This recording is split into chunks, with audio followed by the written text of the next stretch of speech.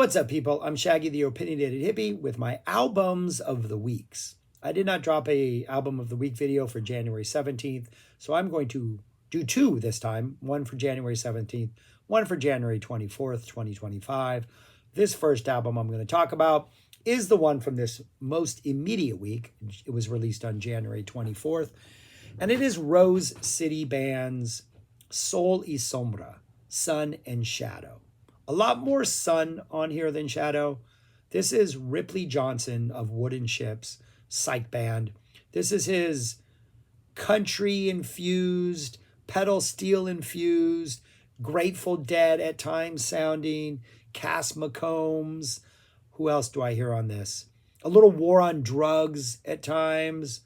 Vocally, a little Ween at times from their 12 Golden Country greats when they do the more like serious, like I'm holding you type thing, that kind of vibe.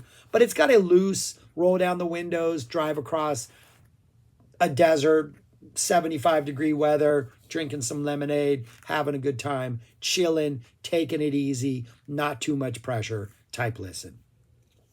The first song, 10 songs, it's about 40 minutes long, pretty short album. First song, hardcore Grateful Dead vibes. Kind of reminds me of Touch of Grey. Both the opening chords have a sort of Touch of Grey meets Bertha type vibe, the overall feel. But then there's a bridge that sounds almost exactly like the bridge in Touch of Grey. The Abels and the Bakers and the Seas. Almost that exact same riff in the bridge. And that's the kind of vibe almost all of these songs have. Loose, upbeat, jaunty, some nice little solos in there.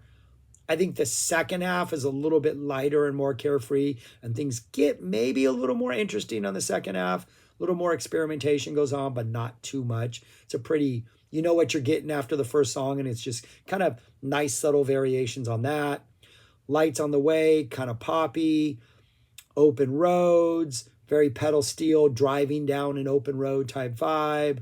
Rolling Gold, mid-tempo country. Evergreen has a really nice, slower ballady feel that has this sort of longing in there, and you can feel sort of the almost a melancholy emotion that's seeping through what also feels like more upbeat, optimistic music. Nice sort of conflict of feelings there. Sunlight Days, almost a Neil-esque type vibe with some nice like Crazy Horse type chords before we set up a Sunlight Days type feel. The D-A-Z-E, I just did Early Days, and now we got this Days. There's a very Neil Young vibe to this.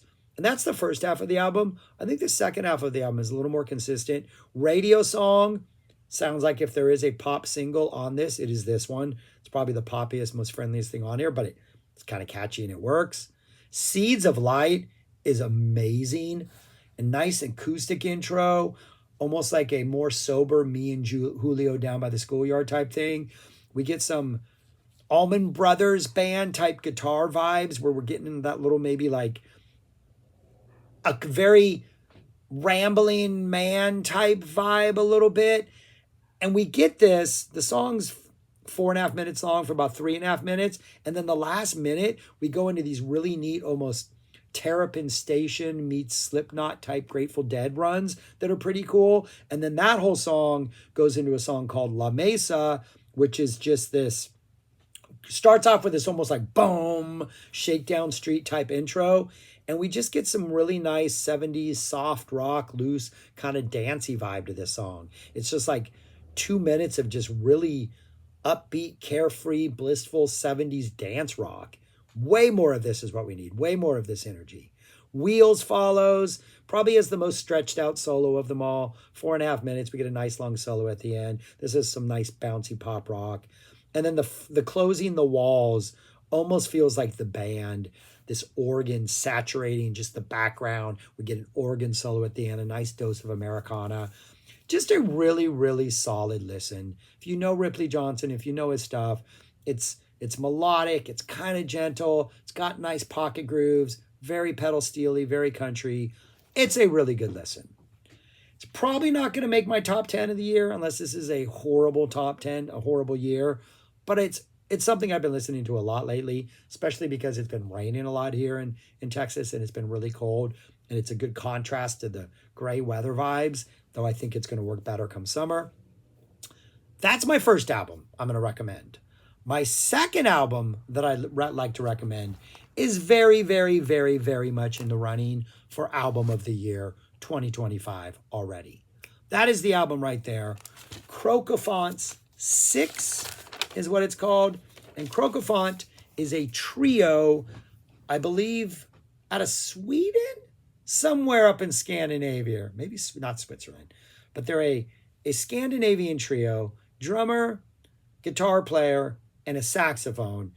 And I think the saxophone plays some kind of synth bass instrument, because there's this other synthy bass instrument. It does not sound like a proper bass, but it's definitely providing the bass energy that pops up through a lot of these songs that I can't seem to find information about, so I don't know what to properly credit that instrument as.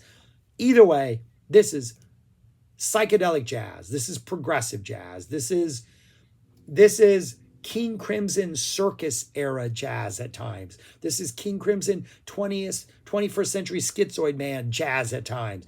Early King Crimson jazz. This is on their Islands tour, those songs live kind of jazz. The drummer is ridiculous. The guitar player gets lots of opportunity to stretch out. Phenomenal guitar player. His solos are more like Frank Zappa structured, in which you're not starting at like A and then culminating in an explosive Z, but more of like this sort of narrative storytelling, like I'm sitting down and having a conversation with you, only my guitar is my voice type vibe. Saxophone is underused. He needs more solo spots, I would argue, but when he's there, he's fantastic. And I think he must be playing whatever that synth bass instrument is. If you know what it is, let me know. 6 songs. They're each about 8-9 minutes long. Each of them is fantastic. Each of them is bringing something a little bit different to the table. Opens up with a song called Harry Davidson, which right off the bat, I'm thinking of King Crimson Circus. It's got that over-the-top, aggressive, proggy jazz feel, sort of a throbbing, propulsive energy to it. At one point, we kind of drop down. Almost in all of these, we get like sort of a theme, and then we drop down to a solo section and we return to the theme. So there is sort of a typical jazz structure to a lot of these. In this opening one, we kind of let things kind of go down to a simmer as a guitar kind of comes in and slowly and eerily builds up a pretty satisfying solo. Triple Dad, a lot more dramatic, a lot more proggy, a lot more swirling, hypnotic in the main theme. Every once in a while, we get almost these King Crimson schizoid riffs mixed with a little bit of doom energy, a little bit maybe slower than what Crimson was doing. Some squealing sax. This Triple Dad, all over the place, super funky synth bass, some squealing sax, this kind of doomy riff, this jazzy doom riff, great guitar playing. All of these songs are really nice and patient. They're like 8-9 minutes long. So when there is a solo, the soloist has a chance to breathe, has a chance to take his time. All of the themes are nicely developed, and they usually last for like a minute and a half. So we're not like hitting something really quick and getting into the solos. A lot of composition in here that is just really satisfying apart from the solos. Oh My God is the third song. This has a fast, almost pictures of the city type theme that dominates before we get into this a deeper, much sparser, much more floaty improv space that we drop out of the main head. Kind of reminds me of Zappa's Big Swifty. The way the main theme is not as herky jerky as Big Swifty, but once that ends and you drop into that solo section on the Waka Jawaka version, that is what this solo section reminds me of when it kicks off. We get a really squirmy, psyche guitar solo in this. Country Doom is next. Country Doom has a Herbie Hancock mid-70s funk vibe. This could be Chameleon, something like that. It's got that kind of groove to it. We're in that kind of sort of jazz fusion type era. We get a doomy King Crimson type riff. We get some crazy prog runs that occur over this riff. We get a lot of nice layers before we get to the solo section. And then once we get to the solo section, having pretty much driven through all these different sort of subgenres, we go back to that Herbie Hancock vibe for like the extended solo. Great. The guitar player's sound, super clean, while at the same time kind of gritty and kind of bluesy. It's his tone is fantastic. The ballad, THHHE ballad, is the ballad. It's the chillest song, gentle, nice and smooth, late night sax vibe. We eventually melt into this like gentle white noise, that things just kind of come and take over the sound for a while. Drums are pretty much the only thing kind of keeping some sense of cohesion. This is very much like the space song, the fifth of six. It's the penultimate song. You're letting things really fall apart. The drummer's kind of keeping it together. It ends with a pretty long compositional section that if you had just taken the compositional section out at the end and not included like the airy improv section, could have been one of the instrumental pieces on Hot Rats. It would have fit perfectly on either one of those sides. Not as dynamic as a Peaches, but it could have been one of the other songs. Perfect. And then the entire thing closes out with Pretentious Woman, which is a very 70s jazz fusion vibe. We get some really nice upbeat runs that escalate the energy early, and then we get an absolute awesome saxophone solo. By far the tastiest, funkiest saxophone we've got so far on this album. Into one more other guitar solo with that instrument that I don't know what it is, providing the bass notes. This is a great album. Absolutely love it. It's fantastic. Progressive free jazz. The drummer is amazing. The guitar player amazing. Super tasty. Saxophonist needs to get more work, but he's amazing. Whoever's doing that bass stuff, amazing. This might be a top 10 album of the year. Right now, it's number one. In fact, after this week, I'm not going to do it today because I've only done two. I'm going to start ranking these. So at the end of the year, my top 10 list will be kind of easy. But right now, this is number one. Rose City, it's number two. Probably not going to stay in the top 10 list. It's just something I'm really enjoying.